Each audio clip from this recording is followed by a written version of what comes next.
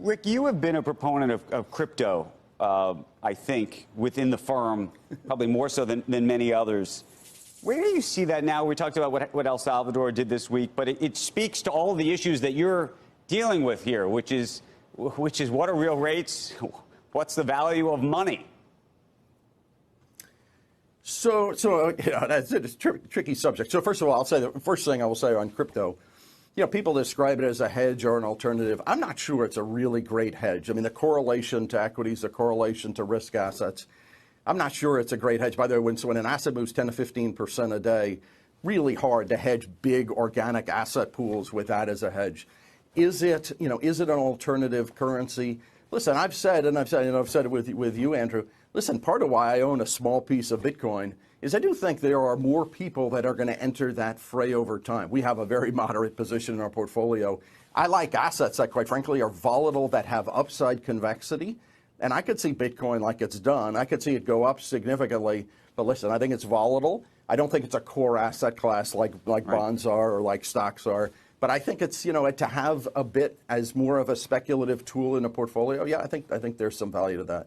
Meanwhile, Ukraine has become the latest country to legalize cryptocurrencies, with Parliament there passing a series of rules governing their trading and also protecting against possible fraud. CNBC.com's Mackenzie Sigalis has the latest now from San Francisco. Mackenzie, a crucial part of this conversation is protection against fraud, because we've seen more than a few instances of that.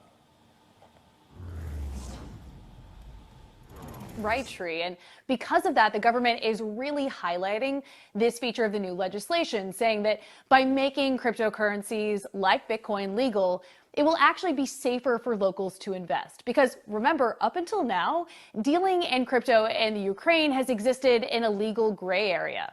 Also, by creating rules around Bitcoin, the country is, in effect, making it a more hospitable place for crypto-related businesses to operate. And that's a pretty big deal, because authorities there have typically trended toward taking a combative stance when it comes to virtual currencies. And just taking a step back, it's important to keep in mind that Ukraine is the 5th country in as many weeks to lay down some ground rules for the cryptocurrency market, a sign that governments around the world think that Bitcoin is here to stay. Mackenzie, quick question from me. Day 3 of El Salvador adopting Bitcoin as legal tender, and you've been looking into the impact on money transfer companies. Right. So the government's new Bitcoin wallet allows for international, zero-fee, virtually instantaneous transactions. And this is a game changer for a country where 70% of the population depends on money sent home from abroad in order to get by. Last year, the country's diaspora collectively sent nearly $6 billion back to El Salvador. And a chunk of that money, of course, went to the transfer companies like Western Union that are facilitating those transactions. Now, the president of El Salvador says that the people are paying $400 million a year in commissions for remittances. And the country's new Bitcoin wallet makes that go away. There are no more international transfer fees if people operate within this new Bitcoin wallet that's been rolled out by the government. Back to you.